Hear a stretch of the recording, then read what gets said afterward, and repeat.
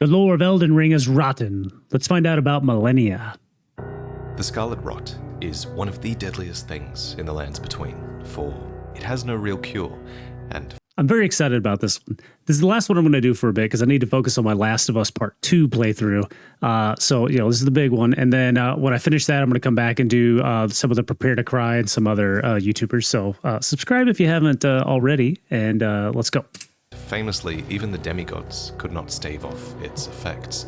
I guess no one told them about preserving boluses. Anyway, what's really Someone should interesting have. about the Scarlet Rot is that it's actually a very old legend, one that predates Malenia and all of the horrors found in Caelid. And so, to That's understand interesting. where it all began, we have to go below. Okay, this is going right off the bat the wrong direction. I thought, well, from my point of view, I thought that this was all based off of a rot god up somewhere. The Lake of Rot, where we can find a few item descriptions that speak of this time. For example, here in the southeastern corner, we can loot a crown of mushrooms that forms this. I wore this for a towering long headpiece, time. and it reads, It looks ridiculous, "Long ago, but it's a good great lords good hat. served the Scarlet Rot. Perhaps such fungal bodies served as their crowns." And the rest of this set is made up of the mushroom set, which are considered holy vestments for those enraptured by the Scarlet Rot that root them to the earth. So already we have this hierarchy of mushroom lords that served the Scarlet Rot back then, Yeah. as well as worshippers who venerated it. And you might You know what's actually also funny on the very last episode when I was doing the Mikola reaction, and there were these guys with mushrooms all over them, and I was all like, "Oh shoot, man! I didn't realize like that's what happens when you're fully rotted." But then I also went down into the lake, and I had this full outfit of mushrooms and stuff, and I didn't put it together that the rot makes you look like that. It's really a testament to my brain. Sometimes I'm witty, and usually not. might think it's strange that these beings might worship or serve a sickness, but the Scarlet Rot is so much more than that, because the Scarlet Rot is no mere disease. No, for proof of that, one only need look at the Crystallian. Crystallian are inorganic beings, and yet they can be afflicted by the they're rot rotten, just like huh? any other. There's even some Crystallians that are infused with rot and can spread it to others as well. Because it's not really just a disease. Instead, the map for the Lake of Rot calls it the divine essence of an outer god, something that... Okay, a lot of times I take this stuff a little too literally, right? So I'm looking at this and it's like, okay, it's not a disease. Look, it affected an inorganic being. Okay, but, that concrete pillar is not organic. It just is porous and it grows on there because, maybe there's some light or some bacteria it's feeding off of or some godly essence or whatever. But I feel like there's nothing making me think that just because the Crystallians have rot on them, that means, the rot is more than a disease. You could have rot anywhere. Just maybe the Crystallians have poruses or something that bacteria live inside. was sealed away long ago in this underground world. And if you've been following Elden Ring lore for any length of time, you should be no Eyeball. stranger to the concept of an outer god. They are these indeterminable, abstract beings that impress an order or a will upon the world through their avatars, their servants, and their vessels. And in the case of the Scarlet Rot, its order is one of decay, where beings are put into a progressing state of death with the intent to achieve this glorious rebirth that will follow that process. That is something I really need to understand. Obviously, there's this big, beautiful rebirth of the bloom that happens. And again, in the last episode, talked a little bit about how plant life works and propagates and stuff like that. I don't really know anything about that, so I'm excited to learn about it. The poison armament description tells us this, saying that those who dwell within poison know rot all too well, the death that begets life, that comes to all equally. That is to say, it is the cycle of rebirth put into practice. A great example of this is Michaelis Haligtree, which might be completely dead were it not for the fungal growths that have sprouted upon the tree. Wow. And of course, we also I see assumed this that was in killing Caelid, the tree. where flowers of the rot are Or on the lack very of Michaela. precipice of budding, despite all the decay. Of course, it's debatable whether this type of life is even desirable at all, but you can't argue that it is life, and the agents of the rot god certainly find it desirable, so they do their utmost to They're just spark cockroaches. this sacred cycle of rebirth in others, infecting them with poison and rot, and putting this cycle of rebirth into practice. On that note, there is one extremely curious item that you can find down in the Grand Cloister, and it's called the Scorpion Stinger. This is a dagger that's glistening with scarlet rot, and it's called a ceremonial tool, which I think means that any ceremony that used this dagger would have been a ceremony to stab and infect another being with the scarlet rot. Yeah, okay. It would have been a ceremony of spreading their treasured affliction to others.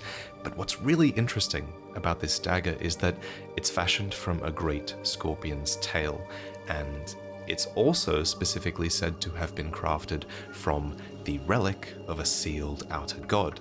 Could the scorpion tail just be a regular big, well, Elden Ring regular, because giant scorpions are normal, but a giant scorpion that just had scarlet rot, and that's it? What did he just say?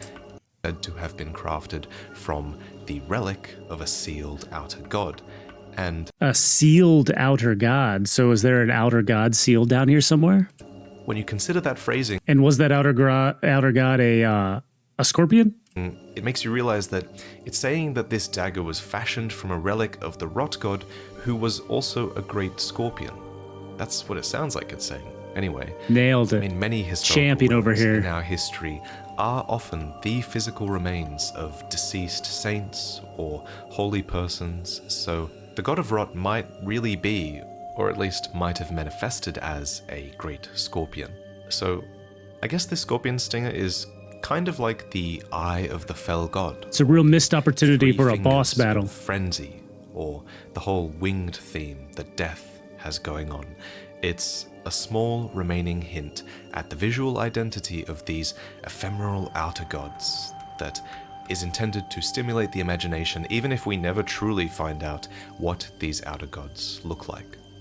And whatever rot truly is, it and its scarlet rot essence was eventually conquered, or sealed at least.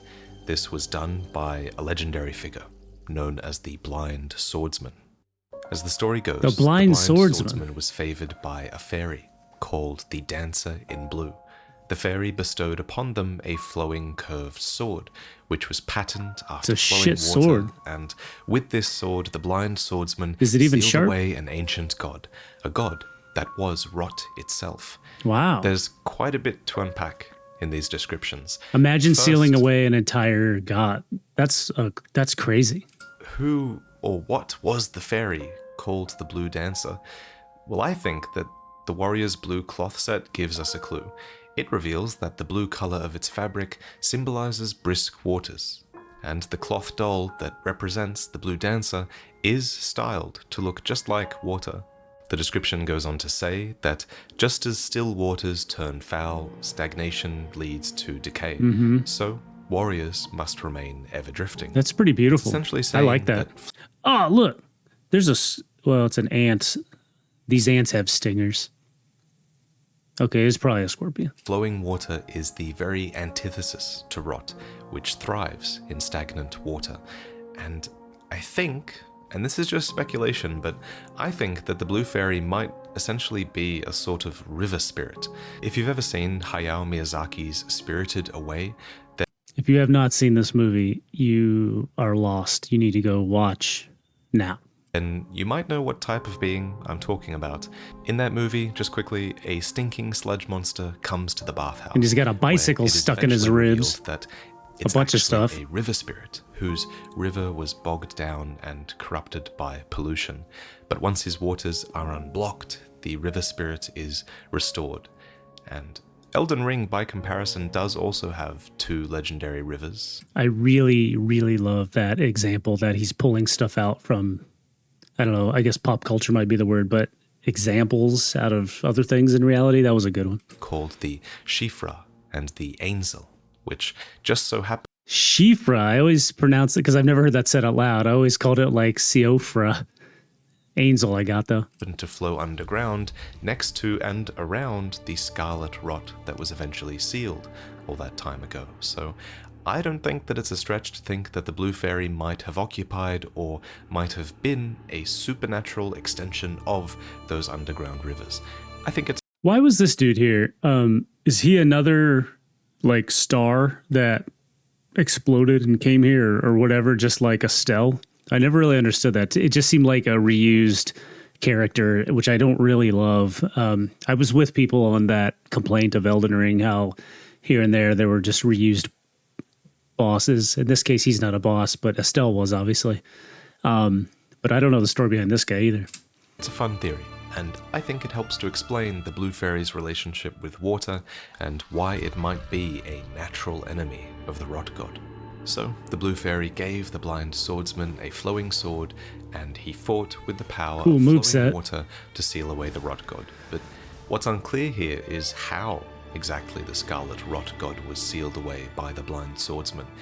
Did he, sword in hand, battle a great scorpion boss in one-on-one combat and just seal its essence away? He just dumped water on his head, bottle of water. Abstract one, where the Eternal City dams were built and rivers were rerouted to encircle the rot and contain it underground, or something like that.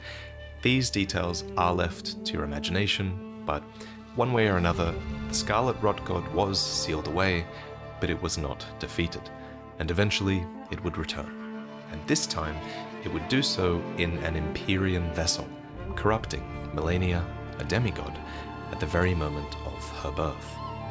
What you didn't know is Mikola was over here. Was over here making gold needles. Like her brother Mikola, Malenia was born an Empyrean. Empyrean meaning she was essentially a valid candidate to replace Queen Marika as a god, and as such it seems she was a ripe candidate for an outer god's meddling.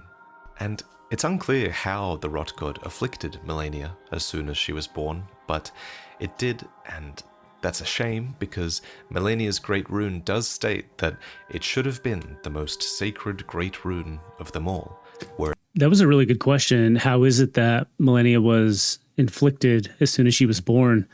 The daughter of Marika. That's wild. Like, what? Of all the things to be infected, Marika's own kid? Like, that seems really nuts. And, I got my whole incest theory. But that's kind of silly. That's more of like a joke. It seems like of all the beings, the children of Marika wouldn't be corrupted. Were it not for what I assume was the Rot God's meddling. And speaking of great runes, in the sister video to this one, we talk about how Mikola was essentially the flip side to Malenia in many ways, especially in cut content where the twins were born of an inseparable fate and said to hold the runes of both abundance and decay between them. And to reflect this duality, it seems, Mikola is in this constant state of overflowing abundance, while Malenia was in this constant state of overflowing death, essentially. We sort of see this tragedy unfolding in a few statues of Malenia, since you can see back then she did actually have all her limbs once upon a time. Oh, until true. the rot continued to take hold, moving her inexorably towards her inevitable death and rebirth as well. And that must have felt inevitable, for it seems like in these early days there were few known ways to ward off the rot. Fire was probably the obvious one. Unallied gold then eventually. There was also the act of consecration, which was used, which is essentially the act of declaring something as sacred, which was done to the weaponry of Malenia and her knights. And apparently it helped. I didn't know that. Their armaments, at least. I thought they were just armaments made of unalloyed gold. To resist the rot, but their flesh was still susceptible.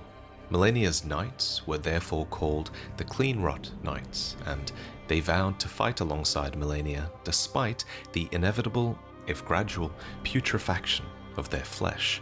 And it was this fact that made these warriors so fierce, for they had basically already accepted their terrible fate, and so logically they had nothing else to lose. Nothing to lose, gonna kill you. Kill or be killed, and it didn't even matter. given only to those who fought alongside Malenia the Severed. Interestingly, this cool is the insignia. only item that gives Malenia the title the Severed, and I assume that it's referencing a time where Malenia was known for her prowess despite her fragmented body, as it's called in the Japanese. Was Malenia's arm... there's an intro scene or something where Malenia's fighting Radahn, and her arm gets cut off. And it's like the arm's holding the sword, and she grabs it with her left hand and then continues running. I thought that's when her arm got cut off. Clearly, that's not the case. Am I now learning that her arm just rotted away, and that was it? And then in that scene, when her arm got cut off, it was just cutting off the fake arm. Is that what happened? And I guess it's possible that she wasn't yet known as the Blade of Miquella at the time, though that's just my own speculation. At any rate, Malenia Blade of Miquella is her most common title, and it's easy to see why she would dedicate herself to her brother so fully. For her brother was so dismayed by her condition that he dedicated himself to finding a treatment for the rot, and this search for a cure... I am very familiar with Miquella's story because we just watched that story, but I'm not going to skip this. I'm just going to keep this going. It's only a couple more minutes. Dramatically affected Miquella's worldview. For instance, he was formerly a faithful fundamentalist of the Golden Order, with all the magic to boot, but he would abandon those practices as they could do nothing to treat his sister's accursed rot. Instead, he pursued a path of unalloyed gold, and he crafted for Malenia a needle that could be inserted into her flesh, granting relief from the rot and preventing the progression of the rotting sickness. I wonder where they would If you're insert interested the in needle. why unalloyed gold was able to do this, and There's a work joke that in there way, somewhere. then I'd recommend you check out this video afterwards, which talks at length about Miquella. But we learn about the needle's specific effects in-game when we give it to a character called Millicent, who is also suffering from the Scarlet Rot. Is Millicent just a random person, or is she like the secret fourth child of America or something? Because they all kind of look the same, don't they? Millicent is this great parallel to Malenia that teaches us so much about what Malenia might have felt or experienced. So Millicent too has lost a limb, and she is also losing her memories, and when we find her, she is unable to even move. But as soon as we give her the needle, she's able to function and fight once more. Therefore, it's fair to assume that similar benefits were conferred upon Malenia when her brother gave her the needle. It's also worth noting that the multiple needles that we find in-game, they aren't finished. Even the final version of this needle can only be used in the storm beyond time at Farum Azula, where it allows you to cheat fate, essentially. And that makes sense here, because you're outside of time in this place, so maybe you can prevent these afflictions from the outer gods before they even happen. Do you think, what are the odds of somebody, I think it's pretty much impossible, but like the chance to play the game, find your way all the way down to the three fingers, get embraced, and so now you're on that path. And then you got to find this place, which is almost impossible to find naturally, and use the item to get rid of the three fingers, shit, what's it called? The flame of frenzy. Did anybody really stumble upon that? Because I kind of feel like this is just one of those things that you found in a guide. I guess one person stumbled upon it, but it seems crazy. So perhaps if Miquella had been able to imbue his needle with some time warping capabilities, he could have eventually undone the what a effects of the cool rot god entirely, but level again, design. the needle was unfortunately never finished. The needle isn't all that Miquella created with unalloyed gold. He also crafted for his sister a prosthetic arm, leg, helmet and armor of unalloyed gold, which, again, like Millicent, surely allowed her to overcome her one-armed shortcoming and reach for newer heights as a fighter.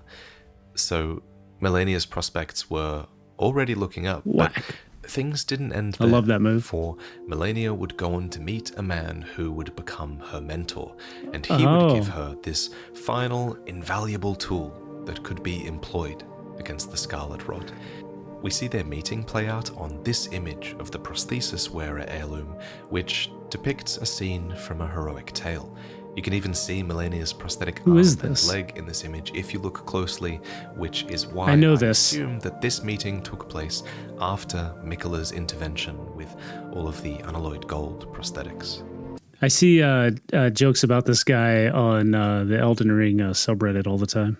I can't remember his name. So her mentor was, as you might have guessed, the blind swordsman. The man who first... I'm wrong. I'm totally wrong. Who's the name of the guy who is running across the consecrated snowfields with somebody, like one warrior? Let me know. Sealed away the rot all those years ago. The very same. And after encountering her mentor and his flowing blade, she gained wings of unparalleled strength. This meeting says a lot about the blind swordsman. He must have known that Malenia was basically inhabited by his ancient enemy, and yet he doesn't attempt to kill her here. Instead, he takes her under his wing and teaches her the techniques that he himself once used. Oh yeah, the waterfowl dance. In the first place. It's a pretty wise thing to do, and perhaps we shouldn't expect any less from someone who was able to defeat an outer god in the first place. So this is why the skill on Malenia's blade is called the waterfowl dance. This is why Malenia recovers health by attacking during her boss fight. By moving relentlessly, like flowing water, the damage of the rot was offset, and Malenia was able to achieve unparalleled strength. She's also... I never realized this before. Also, her entire boss arena is in water. Maintain her pride, but it was that same pride that she would abandon in her fight with Radahn.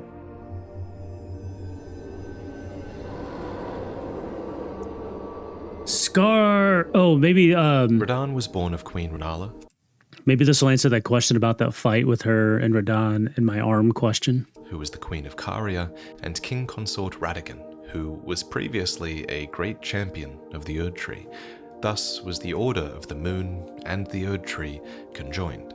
And while Radahn was a true Carian, and certainly proficient in the art of sorcery, we can see in his character an inclination towards another path, an aspiration to be like Godfrey, for example, who was the first Elden Lord, and also his father Radagon, who would become the second Elden Lord. Caria was, after all, a largely matriarchal society, meaning that power was passed down to the princesses in the family. So perhaps it's no surprise that Radahn was not as motivated by his Carian heritage compared to his sister Rani, for instance. So Radahn's set was decorated with a golden lion that symbolized Godfrey and his beast regent, and it states that from his youngest years, Radahn was naturally captivated by the Lord of the Battlefield. Then his golden helmet was designed with his flaming red hair in mind, which Radahn inherited from his father, drawing attention to the fact that he was fond of the heroic implication. Does Radahn actually have giant horns sticking out the side of his head, or is that just his helmet? Of being Radagon's son. Radahn and his knights were fittingly known as the Red Mane, which conflates Radahn's red hair with the mane of Godfrey's lion, and Radahn was even quoted as saying, "I was born a champion's cub, now I am the lord of the battlefield's lion," which borders on being a statement of complete loyalty to Godfrey and the Golden Order, but we'll get to that debate a little bit later. So, naturally, this was a guy who reveled in the art of warfare, and even in his youth as a Carian royal, it seems Radahn was already a renowned general. We can infer this because of a man named Jeren. The eccentric armor specifically says that after spending time as a guest of the Carian royals, he became a guest commander for General Radahn. A guest commander. Radahn must have still been in close contact with his Carian family, as Jeren met Radahn through these Carian royals. I wonder if there's a story behind Jaren's armor, because he looks like a jester, kind of like he looks like a clown with like a helmet. And when they did meet, Jeren and Radahn seemed to immediately share a certain bond, for despite Jeren preferring to have a nomadic existence, he decided to become a guest commander for General Radahn.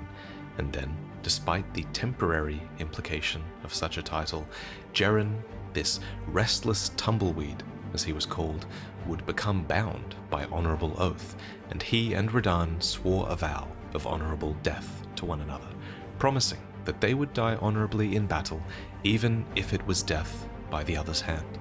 So it's not stated Why would they which do that? battles that Radahn was fighting at the time, nor which war he required a new guest commander for. But then the world is very different at the time, and there's so much of the Lands Between's history that we don't know about. So I guess it's possible that the battles were being fought for distant lands like Limgrave and Caelid. The Limgrave East map does say, after all, that this path here was trod by many a soldier in the past. Maybe Radahn's forces took this path as well? And this was before Caelid was even afflicted with the Scarlet Rot. I was about to make a joke about why the hell would anybody want Caelid, but that's a very good point. No Scarlet Rot, I bet Caelid wasn't so bad. It was probably similar to Limgrave or something. So things might have looked really different here, although admittedly we do have this shot from this trailer that shows that it still kind of looks a bit like a red hellscape here with the red sky. And this was technically before the Scarlet It was Rot. just morning. Caelid did still have some It was a culture to sunrise. boast of, though. For example, in the very middle of Caelid, Giants? there is, or was, a town of sorcery called Celia.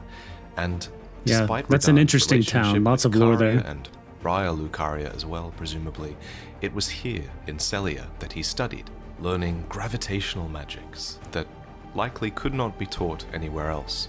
He did this, as the story goes, all so he would never have to abandon Leonard. his beloved but scrawny steed, for gravitational magics could relieve the weight of Radahn. He's a good and boy. allow his scrawny horse to carry him evermore. Also, in case you don't know, the horse's name is Leonard, according to the data, so that is the name that we're going to use going forward. And what's Good man. interesting about Leonard is that he's specifically called out as being scrawny, as if that's the reason why he can't carry Radahn. Who No, is yeah. Radahn just only weighs like 4 tons. And they're just like, you fucking suck, Leonard, you scrawny bitch. enormous. Shouldn't Radahn's size be the reason why he can't ride his horse?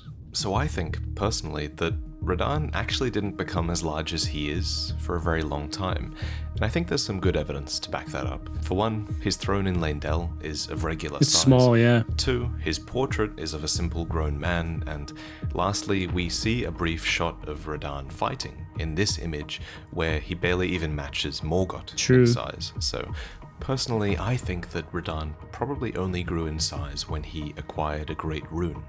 Regardless, at this stage anyway, it's I agree clear with that. Radahn initially learned gravitational magic for the sake of his horse, but that gravitational skill set would certainly come in handy as the years went on. For one, these gravitational magics were passed on to some of his elite soldiers, like Ogre, who was the longest-serving member Ogre? of the Redmane Knights. Oh, look at that. Who studied techniques to manipulate gravity alongside Radahn. The equipment and the skill sets of the Redmane Knights really were very inspired by Radahn. For example, the surcoat of Radahn's That was a ridiculous move. Redmane Knights depicts a red-maned lion raising a sword in the image of Radahn. All of them proved that they were worthy of the Redmane name. Even their great shield's design takes that symbolism further, being Cool shield. shaped like a fang and featuring the crest of a red-maned lion.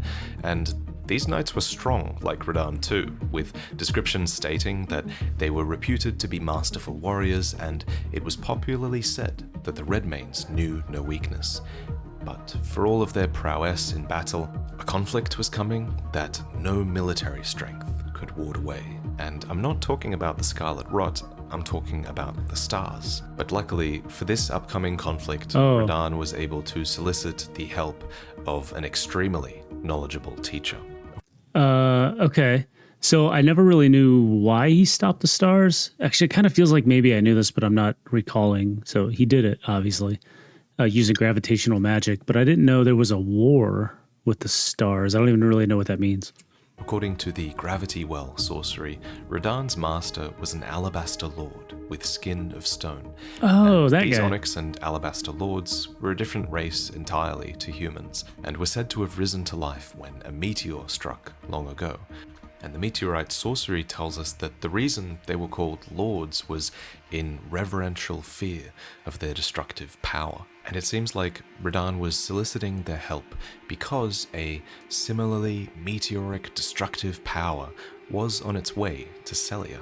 So earlier we established that he explicitly did learn gravitational magic so that he could ride his horse, but the collapsing stars sorcery also explicitly says that he learned gravitational techniques so that he could challenge the stars, which I think suggests that there were two distinct periods of learning here for Radahn. Learning for the sake of his horse, and then learning for the sake of keeping Celia safe. And there's also quite a bit of evidence that suggests that Radahn's actions here were in defense. For example, the sword gravestone in Caelid specifically tells us that Radahn held Celia secure. The Star Scourge heirloom tells us that Radahn confronted the falling stars.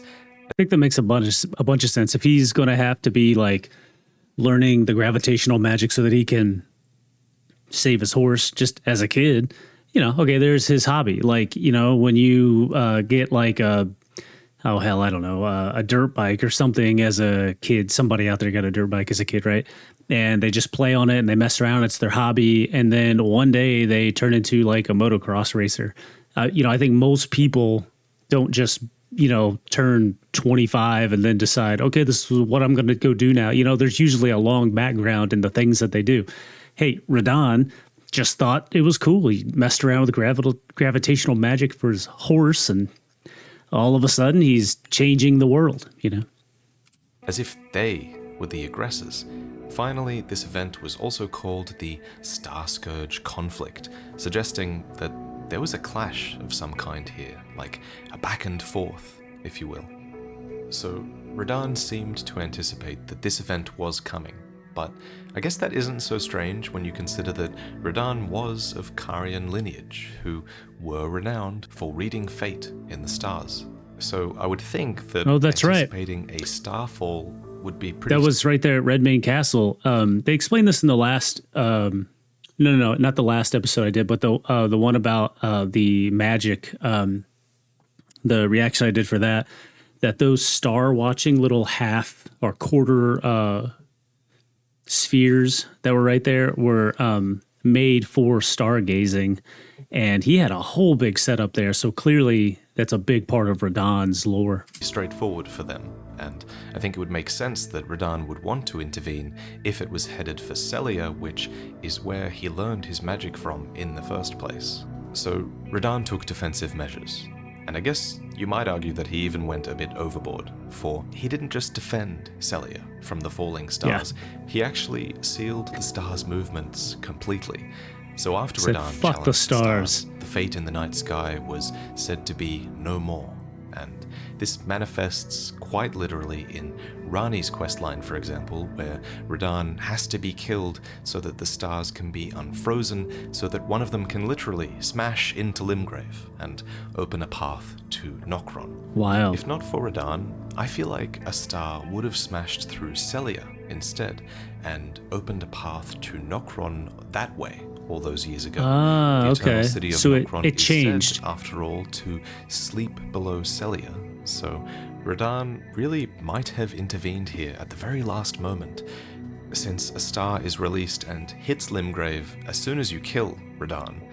Though I'll admit that it is a bit strange that that star hits Limgrave and not Celia, which he was said to defend. Yeah, so maybe he was wrong the whole time. Like maybe he thought it was maybe his math was wrong, right? Should have paid attention in the Celian elementary school of math. But like maybe he just thought it was gonna be Celia the whole time. Then you finally release it, turns out it wasn't gonna hit there anyway. Man, that was a big waste of time. I wonder why. Or maybe hit by him stopping it, he just changed the course. Like say the planet's moving and the stars are moving and you stop the stars, maybe the planet's still moving. So when you release it, now that same thing hits just further back or something. Anyway, there's one more thing I want to talk about here, and it's that you could also make the argument that Radahn might have intervened at Celia and frozen the stars on behalf of the Golden Order. After all, the telescope item description literally says that the fate once writ in the night skies was fettered by the Golden Order, and Radahn was a fanboy of Radagon and Godfrey, who were two proponents of the Golden Order, so that is true. It's definitely possible that he did this on the Golden Order's behalf. Personally, though, I think that both things can be true. I think that Radahn was clearly motivated to defend Celia from Starfall, and I think that the Golden Order did stand to benefit from one of its vassals achieving such a feat. Radahn, and most of the demigods at that stage, for that matter, were technically on the side of Marika's Golden Order. So I guess technically Radahn was aligned with the Golden Order and could have fettered the stars on their behalf.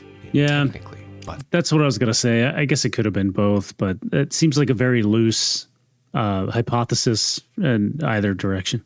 The impression that I get from Radahn is that he has no real loyalty to anyone other than himself and his men. This is my speculation, but I think this because he's not really hated by anyone in the current age or anyone in game. Even his brother Rykard has his picture up on the wall, and Rykard famously hated anything to do with the Golden Order. So while I think Radahn served the intent of the Golden Order, I don't think he was beholden to it, especially not in the later years when the Elden Ring was shattered. Because remember this cutscene with Morgoth? Willful traitors. All. Morgoth labels all of the demigods as traitors to the Golden Order, including Radahn. Oh, including Radahn, You yeah. see in a clash with Morgoth, suggesting that he might have abandoned his loyalty to Order Okay. and marched on Leyndell after the shattering. Well, I'm going to take that as then he didn't do it for the Golden Order, you know, and now time could be mixed up here, right? Like, because there was a point when he was a fanboy and then not, and everyone's, you know, but it seems like it's pretty much not. Like he's sort of saying, Vaati just explains here that it could have been one or both of these things, and then I feel like now he's clearly explaining how it's not one of them. It's not that he did it for the Golden Order. So who knows? For Radahn, like his demigod kin, had claimed a great rune. And it's easy to assume that a warmonger like him would have had great ambitions for power, and might have even aspired to become Elden Lord. And it's around this time, when the demigods were clashing, that Malenia enters the picture once more. Because Malenia, Blade of Mikola, was marching towards Caelid. Hey, check out her sword. Did you notice how... actually, I don't know that I'm really seeing it here, but I don't think her sword... when there's a cutscene when you first start to actually fight her, it looks like her sword is connected to like her wrist, or her... whatever the hell this part of your arm is. Like it's one big mechanism, the entire arm and sword, which I think is pretty cool. Past Godric in Limgrave and towards Radahn. Chapter 4, Malenia's Southward March. Now, this is what I need to know about. Honestly, Godric's nothing more than a jumped-up country bumpkin. Lord? Oh, don't make me laugh. First, he hid himself amongst the womenfolk to flee the capital, then hid from Radahn in that castle. Then he insulted Malenia, lost to her in battle, only to lick her boots rather than die like a man. A bootlicking country bumpkin he is, huh? Has he no shame? The big girl's blouse? This dialogue from Kenneth love Haidt that guy. is Kenneth a great Haidt, piece my of man. lore, as it tells us about this crucial late part of the shattering. I always thought Kenneth Haidt was a weird... It was like one of the quest lines that just went nowhere. You know, like how many times have I checked back in on Kenneth to see what's going on down in that castle or whatever, and nothing happened. And then I don't know what happened. Like eventually he just disappeared or something, right? It was just a real like letdown. I just thought something more was going to come of that guy. War. At this point, Godric had just failed to usurp Leyndell capital and had fled with his tail between his legs to Stormvale. Here, he hid in fear of Radahn, who was a close neighbor in Caelid. And it makes sense that he'd fear Radahn, who was considered by many to be the strongest of the demigods. But while he was hiding here, not for long, a different man. army approached. From the north, not the south, as Godric must have feared. Malenia and her clean-wrought knights were passing Stormvale on their southwards march from the Halig Tree to Caelid. and this event, this passing, is marked at the Leonia Highway sword gravestones, which state, "Nothing will hinder the wings of the blade of Mikola and the Cleanrot Knights." These gravestones tend to mark points of battle, and Kenneth does state that Godric insulted Malenia and lost to her in battle, so I assume this is where that happened.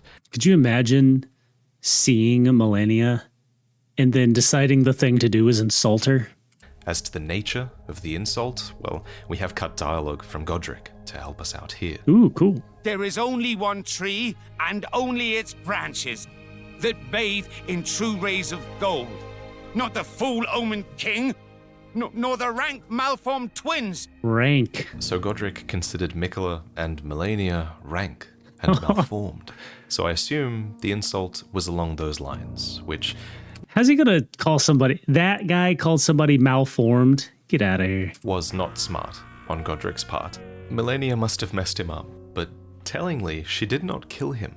And that's a curious detail, because this was the Shattering War. We're supposed to believe that all of the demigods were fighting for power, but if Malenia was seeking power here and looking for others' great runes to acquire in order to restore the Elden Ring and live up to Mikola or her own Empyrean promise, then you'd think that she would have killed Godric, that she wouldn't have shown him mercy. Okay, I was just gonna say that she's merciful. The sister of Mikola, right? Who's clearly merciful. There's a goodness that's in there, and I think that's really the big difference between a lot of the demigods, right? What's the difference between good and bad? You know, they're all up there, and really on most battles or wars, like both sides think they're the good guys. Oh, like always. There's always a good reason to do what they're doing. People think. So sometimes it's very loose. It's a gray area. The stuff's very complicated. But there's one thing that you can apply to this is, are you merciful to people? And I think she is. To walk around with a giant sword killing people, yeah, I mean, that's one thing. But like generally speaking, she's fairly merciful.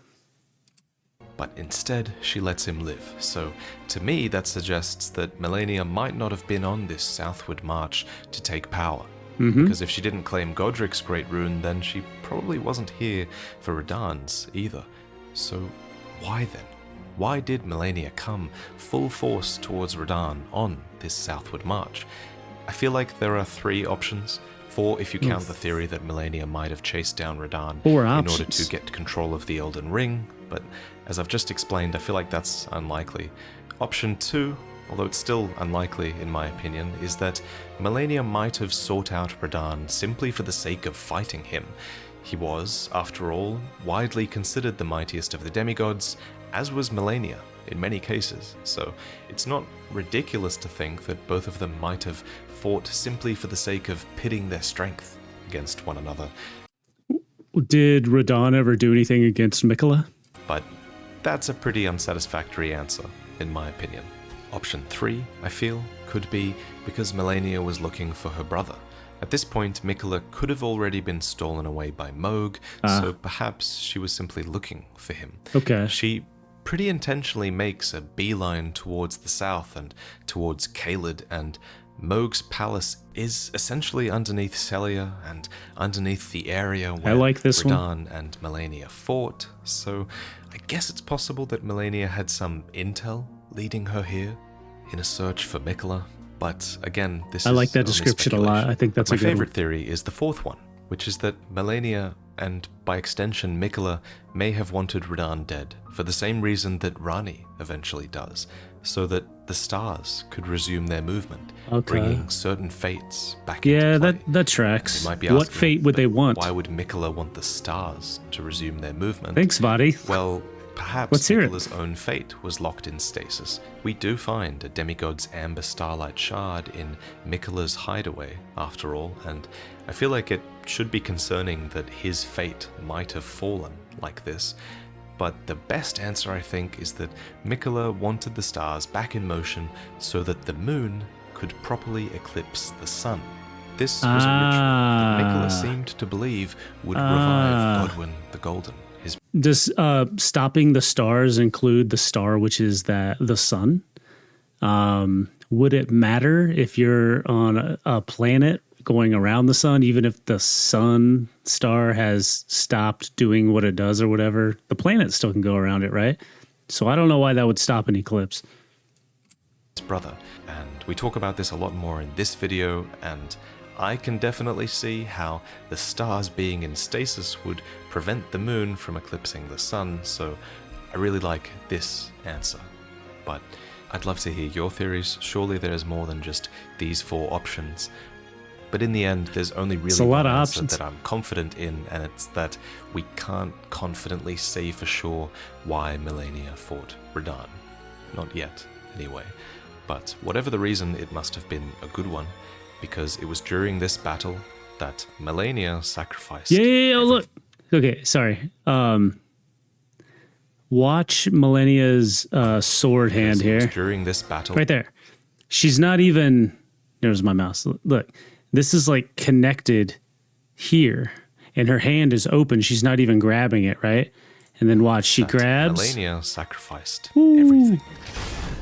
Nice. So that's what I was talking about earlier. It's like one piece. Chapter 5, Malenia versus Radahn. That's not what we just talked about. Return to Malenia, the will that was once her own, the dignity, the sense of self that allowed her to resist the call of the Scarlet Rot.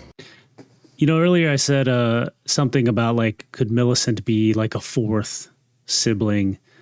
But then I recall, if you complete Millicent's quest line and you are at the Halig Tree, and you get down there near, there's one of those like big rotten monster dudes, I forget their names, but you complete it and you help her fight her sisters or something like that. Who are they? The pride she abandoned to meet Radahn's measure. In Elden Ring's story trailers, we see this legendary fight play out. Cleanrot Knights finally arrive with Malenia, facing off against the Redmane Knights, and manage to plunge a ton of spears into Radahn during their clash. You can actually see these spears still sticking out of his back to this day. It's pretty hard. Then Malenia and Radahn appear to be the only 2 left standing. Malenia sacrifices her prosthetic arm to get close to Radahn, grabbing her blade and plunging it into both of them, giving us a close-up view of the 2 characters. Here, Radahn looks monstrous, which I theorize could again be because he's tainted with the madness of a great rune, though that is just speculation. And we can also see Malenia's lips moving here, muttering some final words, or perhaps the incantation for the Scarlet Aeonia, which envelops herself and Radahn, putting an end to their fight. In this video's first chapter, we talked extensively about Malenia's battle against the Scarlet Rot within her, but in this moment, she seems to lose that fight, maybe intentionally, and she allows the Scarlet Rot to take hold. Millicent, who is a great parallel to Malenia, says that this is when she sacrificed her dignity, her sense of self, her will, and her pride. Malenia did all of this just so that she could meet Radahn's measure. Thus did the Scarlet Rot explode outwards, infecting Radahn and the very land itself, as their battle came to a horrific standstill. Okay, I have another idea. His second option on why she marched south was just to fight Radahn. And I was like, I thought that was stupid. Vaati kind of thought that was stupid too. But what if she needed the greatest warrior in order to progress herself to do the Scarlet Aeonia and stuff? Like, she knew she had to go fight him because he's the only one that could kill her or something like that. Like, maybe you can't just stab yourself and do it. It's got to be in the heat of battle or something. So there's a theory. In the end, neither party was in a state to continue fighting, so technically Malenia didn't lose, so she was technically still undefeated. Few survived the Battle of Aeonia, but one who did was the Cleanrot Knight, Finlay. Finlay! That's who I was talking about earlier. So I was confused. I was confusing the waterfowl guy, the waterman, I forget his name, who taught her how to fight. I was saying, oh yeah, it's that guy. It was Finlay, the Cleanrot Knight. That okay. So I'm excited to hear this story. Who, in an unimaginable act of heroism, carried the slumbering form of Malenia all the way back to the Halig Tree. Okay. They managed this alone, fending off all manner of foes along the way. But back at the center of Caelid, Malenia's scarlet bloom remained. A nearby phantom's dialogue reads, "Sublime, I tell you. The very first flower of Aeonia bloomed on this very spot. Malenia, may you blossom into a goddess." In the present day, Caelid features at its center a giant tree that spirals in a similar manner to Malenia's first scarlet bloom. Is that it? Probably is the same scarlet bloom. As the Phantom Wow. says, this was the very first flower of Aeonia, and the beginning of the Scarlet Swamp in this land. And at the very center of that is another curious thing. There's a boss called Commander O'Neill, Yeah. who carries the Commander's Standard, which reads, "Even after his lord was fled, Commander O'Neill continued to brandish this flag in the devastation of the rot-eaten field of battle. The sole veteran who remembers this battle." Did he fight for And it's Radahn? hard for me to say exactly whose side O'Neill would have been on. We don't know. He summons the spirits of exiled soldiers who themselves have no real affiliation to speak of, though I will say that you can summon one of Millicent's sisters to help you in the fight against O'Neill, which might suggest that he's opposed to the idea of rot and that he might have fought for Radahn, although I feel like you could go both ways on this, because Okay. the Commander's Standard says that his lord was fled, and both Malenia and Radahn fled this battle. Anyway, when you Yeah, defeat that's true. O'Neill by luring him into the guises of Scarlet Rot because it's funny, he doesn't just drop the Commander's Standard, he also drops an heirloom of the Battle of Aeonia, a broken needle of unalloyed gold that was once buried within Malenia's own flesh. That's repelling right. her Why- scarlet rot until it snapped. A Why really would he interesting have question that? here, considering the needle is broken, is whether Malenia Was it in her snapped shoulder? the needle intentionally when she plunged her blade there? into herself and Radahn. Perhaps she knew that it would cause the rot within her to flare Oh, up cool worse idea. than ever if the needle was broken, and allow her to defeat Radahn. Millicent does explain that the explosion of rot in her is worse after she takes out the needle, almost as if it's been building up inside them. Vaati's really good at planting ideas. Like, I don't think there's really a lot of written description, lore, dialogue, whatever for any of this stuff.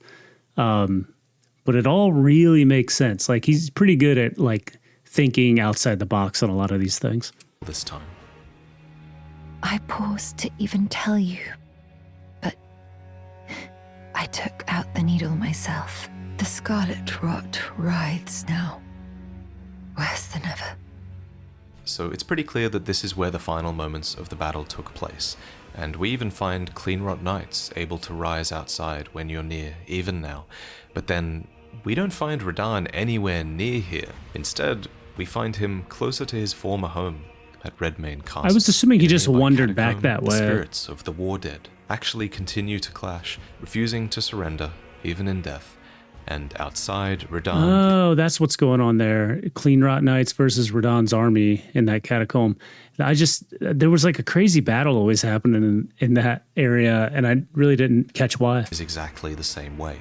And while witless, he's still alive, even managing to keep the stars in stasis, even now, for he's still in possession of his great rune, which itself started to burn to resist the encroachment of the Scarlet Rot. His feet have rotten off, the spears of Cleanrot Knights remain in his flesh, but he fights on, simply using those spears in his back as arrows to fight off anyone who threatens him, refusing to give up and die in anything but an honorable death. Honorable.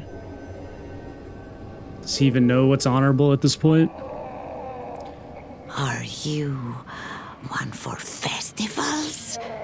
Or flowers? To the south. You like popsicles? Grand festival to make the stars turn. To the east. The heart and bud of a flower to be. But dare you enter into the heart of the scarlet rot? Sure. As the rot takes Why hold, not? Caelid becomes a fresh hell, and the land itself becomes a threat. Even the dragons in this place were forced to flee, and they would make a new nest on a plateau that would be dubbed Dragon Barrow, and no one since then has dared to enter it. Dragon That said, Barrow doesn't really seem to be like out of the rot. There's still rotting shit everywhere around them. And look how gross this dude is. Few dragons did not make it away unscathed. The dragon Exekes succumbed to the scarlet rot, though he did not forget his hatred, and sadly Grail, the mother of all dragons, who dwarfs them all as well, can be found on death's door surrounded by her children and completely blighted by the scarlet rot. Kind of sad. Thanks for the 50k runes though. And in the end, Truth. it was Malenia's scarlet rot, not really Malenia herself, that would eventually drive Radahn's Redmane Knights to defeat. According to their armor, when they were driven to defeat by Malenia's scarlet rot, the Redmane Knights burned off the crest on the left breast of their armor to indicate their resolve, stating, "Alas, dear home, I shan't see you again, for our Wow. duty is to remain here, a bulwark against the blight." The knights using fire to burn away their own crest in this way is such a great symbol, for fire was their one and only weapon for fighting back against the rot. And interestingly, according to the Armorer's Cookbook, a lot of these tools and techniques to do with fire were passed down by an armorer who served the great General Radahn, as his books contain knowledge of dealing with rot, the application of fire. So Radahn had a guy who was like, okay, we're going to fight rot, so come up with some good shit so that we know how to fight it. And he's just like, hey, fire, man, let's go. In particular. And so this flame of the Redmanes clearly became a large part of their identity. Makes sense. Henceforth. Corpses of rabid wildlife were piled high and burned. Long smouldering walls of flame were built in order to prevent the rot from spreading to neighboring lands. These same walls border their own castles. They burnt down churches, and they even managed to commandeer some flame chariots to help in their fight. They utilized torches, firepots, arrows, everything. And fittingly, Knight Geren's beloved sword, a flamberge, became the symbol of the castle itself, thanks to the flame-like undulation that gives this sword its difficult-to-pronounce name. And Geren himself I always called it a Flamberg. remained at Redmane Castle to regularly host a celebration of war, calling champions from far and wide to deliver death, a death for his friend, who is now festering with rot and crippled by madness, who now only wishes for an honorable way out. Meanwhile, Jaren's just trying to kill his friend. And butterflies, pale pests emerge from the swamp of Aeonia. Mm-hmm. And though they appear to be mere bugs, Oh, they're look not. at their little baby arms. Gross, dude. These creatures are intelligent, with a quote-unquote Debatable. keen intellect that allows them to craft uncanny weaponry from sharpened shell. They can incant spells as well, and they can even tame wild beasts. That said, they are ultimately creatures of worship, and Gowry actually calls them witless, which admittedly does contrast with them being Yeah. described as intelligent in this item description. Could just be a rude thing to say. You know, you call somebody an asshole. It's not what they are. If you call somebody dumb or witless or whatever, you're just being mean to them. Regardless, the pests are also called the abandoned children of the goddess and servants of the goddess of rot who have been forsaken. And it's not hard to see why. Not only was Malenia carried far away at the very moment of her bloom when these pests allegedly emerged, but she resents and resists the scarlet rot inside her. What's the story of these things? Someone let me know about these things right here. They're like in so many random places, I don't really know where they come from. Unless she's pushed to the absolute brink. So, of course, these pests are abandoned in that sense as well. And who wouldn't hate them, honestly? Is there anything more annoying than this bloody attack? Nevertheless, the pests persist. They even have a quotable line of dialogue in the Kindred of Rot's exaltation Oh, talisman, really? which reads, "Rot for the Scarlet Goddess. O scarlet blossoms flourish in distant lands, and return to us the unwanted children." Wow. Which brings us to the phrase scarlet blossoms. This might not be talking about literal flower buds of the Scarlet It Rot. feels like they're talking about Instead, I think it's Malenia, talking about right? actual people. I think it's talking about these 5 sisters. I think these Yes. are the Scarlet Blossoms. They are Pollyanna, Maureen, They got Amy, names? Mary, and Millicent. What? I didn't know this. All right, yes. So we're going to get some answers here. So Millicent had 4 sisters. I couldn't remember if it was like 3 or 4. I knew there was a lot. Pollyanna, Maureen, Amy, Mary. That probably were, I could probably see that when I was fighting them. Okay. The girl, Millicent, she is a bud. Green and undeveloped, waiting to flower into magnificence. What a wondrous day that will be. In truth, before her, I'd never seen a bud of such superior quality. She might very well outshine her sisters. So it seems like these pests, They're all including blind, but Gary, her. perhaps, have a keen interest in cultivating these scarlet blossoms. I'd prefer to talk about Millicent's questline in a future Prepare to Cry episode, so subscribe and turn on Okay. notifications. But Well, we'll hold that's off fine. for now. But essentially, I'm watching that one. Gary does all of this in anticipation of these daughters becoming Scarlet Valkyries, who he believes might one day serve Malenia when she ascends as the goddess of Rot. So that guy made his daughters like this? Is that what I just heard? All right, the Shaded Castle. At this point, Malenia hadn't been seen for a long while, not since she was carried off to the Halig Tree, and the Halig Tree's location itself was a mystery to many. But there were still those who venerated and worshipped her, and they weren't all pests. Some of them were human, like Malie Marai, the Castellan of the Shaded Castle. Malie wears the Marai mask, which is something only worn by the head of House Marai. I don't remember It bears this. the likeness of the first of their line, and it describes this long dual history of the Marai family, who served as both executioners and castellans of the Shaded Castle. So fittingly, their storied sword is the Marai Executioner's Oh yeah, I Sword, do. a Is this that place where there's like the poison swamp all around it? broad-bladed weapon that would eventually be used against them. For one day, they made the mistake of capturing a bell-bearing hunter named Elima. But Elima, who knew battle skills that allowed him to move objects with his very own will, snatched the sword from the site of his looming execution Gotcha. and overthrew his captors. Oh, could you It imagine? doesn't seem like he wanted to Oh, rule that'd over be the castle sick. in their stead.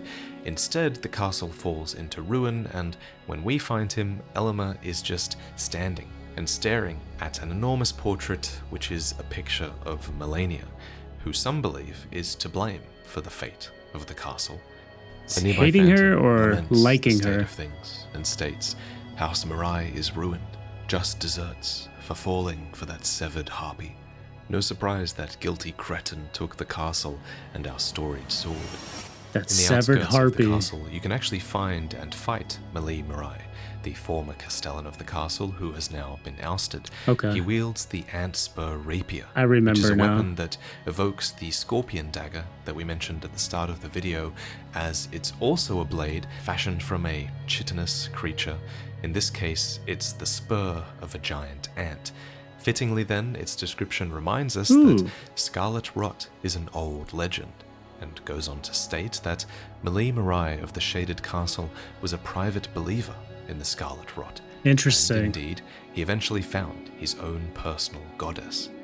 The Marai robe Malenia? explains why Oh, yeah. he was so enamored It would be with her, Malenia. That's why her picture was up on the wall. stating that the sons of House Marai are all sickly born, and so Malie Marai was beguiled by the beautiful and fierce goddess who was born into Rot. Malenia was, after all, a powerful and fierce figure in spite of her affliction, so it's easy to see why Malie Marai looked up to her. Yeah, Though I makes guess sense. it's possible that he took this veneration Someone too like far, him. as the castle is found sinking into a poison swamp, and the throne room is filled with prosthetics which mirror Malenia's own. Oh, right. Indeed, it's possible that he even found Malenia's very own prosthetic, as you can loot the Valkyrie's prosthesis here, which reads, "Golden prosthesis once used by the one-armed Valkyrie, a masterwork of craftsmanship. With practice and skill, it can be used as proficiently as a real arm. When Malay Marai, Lord of the Shaded Castle, embraced this prosthesis, he claimed to feel the presence of his personal goddess. Is that true, or is he just really into her? He's a fanboy. Now, I'm not really sure if this is Malenia's actual prosthesis or not. I feel like you could make debates for and against that, but regardless, it drives home just how much of a fanboy this guy was. But in the end, the castle is not much more now than just a home for some surviving Clean Rot Knights who would understandably feel at home in such a place. And I guess they have nowhere else to go as Malenia slumbers back at the Halig Tree. They could go to the Halig Tree. She does very little else until you arrive and trigger what I think is her second transformation. Not a very deep, I mean, take this for what it is, but the prosthesis that they just showed had, it was there, looked a little different, and it had a, like a leather strap that went around. What she is wearing most certainly does not look like that. So either she's wearing an upgrade or it just isn't the same. Is her second transformation.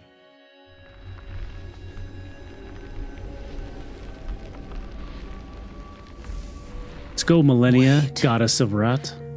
The scarlet bloom flowers once more. You will witness true horror. True horror. Now, rot. Now, I got some bad news for you guys in this final chapter. So, you know how difficult Malenia was to defeat, right? Nah, Well, easy. what if I told First you try. that wasn't her final form? It might not be, for the Scarlet Aeonia description. She goes reads, Super Saiyan blue. Each time the scarlet flower blooms, Malenia's rot advances, and with the third bloom, she will become a true goddess.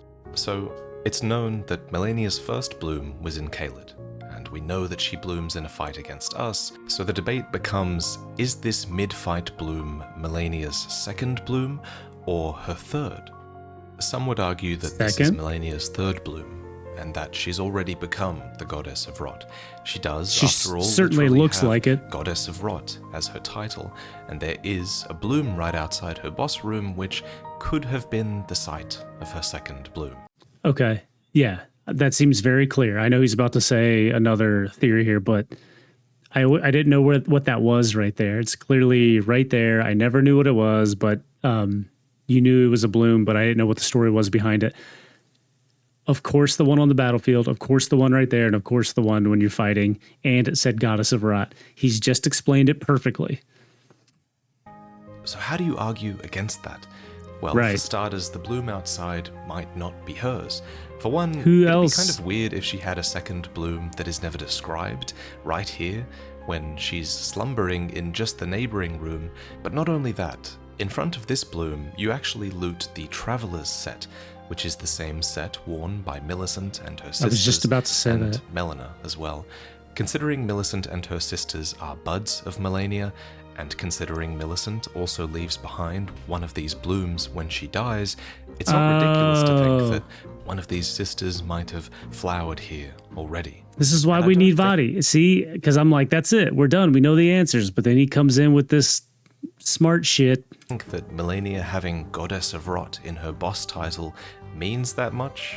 Many, like Gowry and the Pests, already believe that Malenia is the Goddess of Rot. True. The Scarlet Aeonia description instead specifies that the third bloom will make her a true goddess, and I think DLC. anything before that is just a brief flash of the Rot God shining through. But the biggest piece of evidence that Malenia hasn't yet reached her third bloom yet, in my opinion, comes from Gowry, who goes to extraordinary lengths to nurture Millicent, encouraging us to kill her even, just so this betrayal can turn her into a Scarlet Valkyrie that will serve Malenia. It must be done by your hand, no other. Millicent trusts you, rather deeply in fact. Sever that trust. Nurtured by betrayal, her bud will flower most vividly. When Malenia ascends to godhood, Millicent too shall be reborn as a Scarlet Valkyrie. If Millicent dies, she flowers, with Gowry's expectation being that she will be revived after this. So considering that there's a bloom in Malenia's boss room as well that appears after you defeat her, I feel like it's possible that Malenia could have another revivification after this as well. Yo, what if in the DLC, like Malenia is the hardest boss fight in Elden Ring, clearly, and you come back and it's just like cranked up Malenia boss fight? I don't know. I think I'd be excited for that. Well, and one final piece of evidence was actually pointed out by you guys in the comments of my recent Oracle short. In that video, I argued that the Oracles might be there to herald the return of Mikla as a god, as their spirit ashes state that it is said that when Oracle envoys appear playing their pipes, they do so to herald the arrival of a new god or age. But I completely neglected to mention that they might be here to herald Malenia's ascension as a god instead. Yeah. So thank you guys for pointing that out. Dang, we did it. All right, well, that was great. That was just what I needed it to be. I was really excited about watching that one, and though the Mikla one was surprisingly good, this is the one I was excited for, and it did let me down. So, okay, as I mentioned in the beginning, I'm gonna take a little break on the reactions, but I definitely have more coming. I just really got to get through The Last of Us Part 2 playthrough. I'm starting to get behind on it. And I love The Last of Us series. I've played the first one. I got a Let's Play of that if you want to watch it. I just watched the TV show. I'm trying to get through Part 2. So subscribe and come back and watch more reactions. But it'll be about a week till I get the next one up, I think. So, all right, guys, thanks for joining me later. Bye.